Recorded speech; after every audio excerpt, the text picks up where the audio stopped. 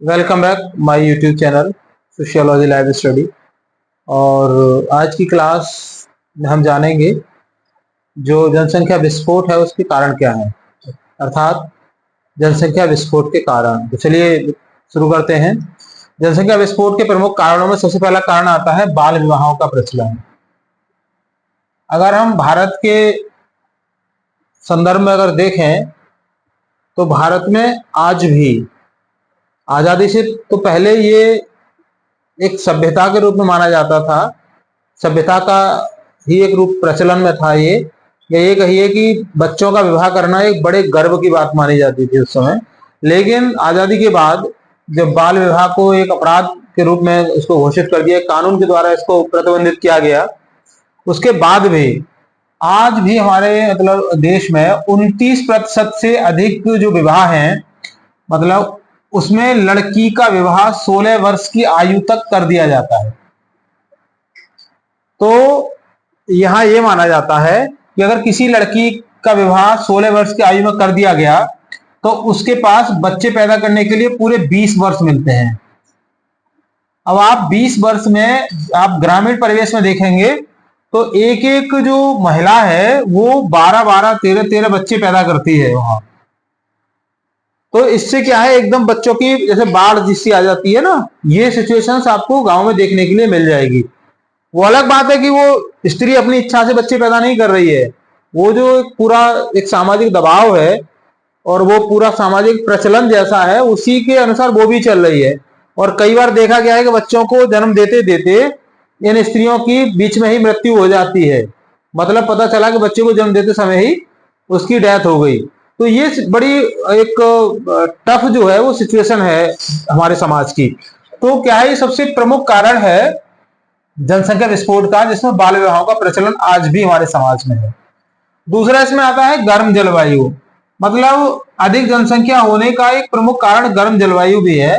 जहां पर ठंडी जलवायु है वहां पर जो बच्चे पैदा करने की एक जो मतलब दर है वो कम होती है। तीसरा आता है इसमें पुत्र जन्म को महत्व, वो देश या वो समाज जहां पुत्र को वरीयता दी जाती है, जैसे अगर भारत के संदर्भ में आप देखें तो भारत में पुत्र जन्म को बहुत ज्यादा महत्व दिया जाता है। और ये माना जाता है कि जब तक पुत्र नहीं होगा तो वो पिंडदान नहीं करेगा, पिंडदान नहीं करेगा तो पिता को स्वर्ग नहीं मिलेगा, मोक्ष नहीं मिलेगा। तो इसलिए पुत्र का होना अनिवार्य है। तो ऐसी स्थिति में जहां किसी भी परिवार में पहले पुत्रियों का जन्म होता है तो वो उस पुत्र के लालच में बच्चे पैदा करते चले जाते हैं, पुत्रियों को पैदा करते चले जाते हैं। और ये देखा गया है कई कई परिवारों में 8-8, 9-9 मतलब पुत्रियां पैदा हुई हैं। और कारण उसका सिर्फ यही था कि अरे एक पुत्र पैदा हो जाए, अरे एक पुत्र पैदा हो जाए, इसी लालसा में वो बच्चियां पैदा होती रहीं। फिर आता है चौथा, विवाह की अनिवार्यता।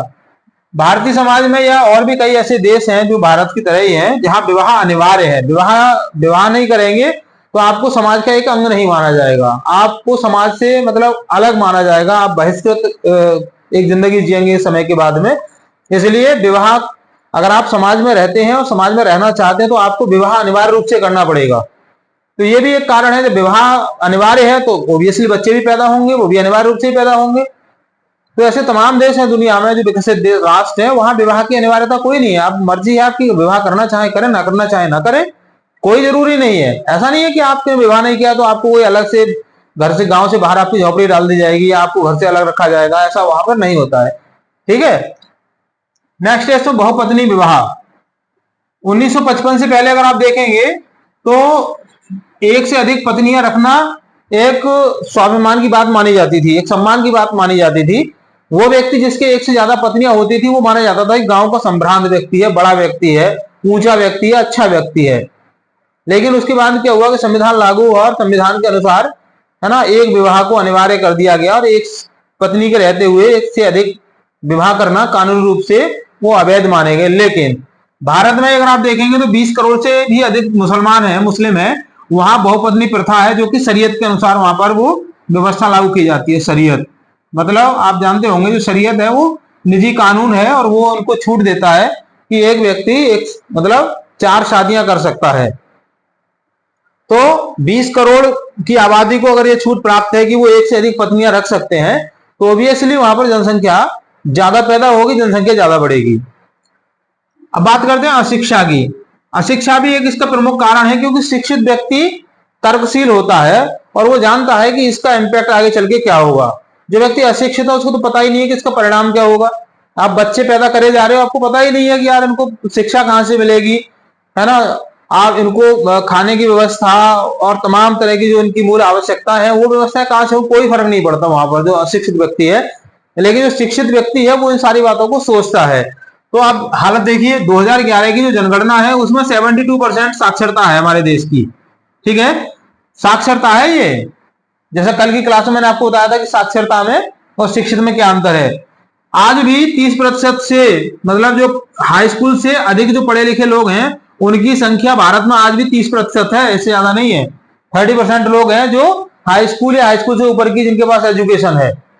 तो आप मान लीजिए 30% लोग ही हैं। अब इनमें से भी कुछ ऐसे भी हो सकते हैं जो इसके बारे में ना सोचे। ठीक है ना।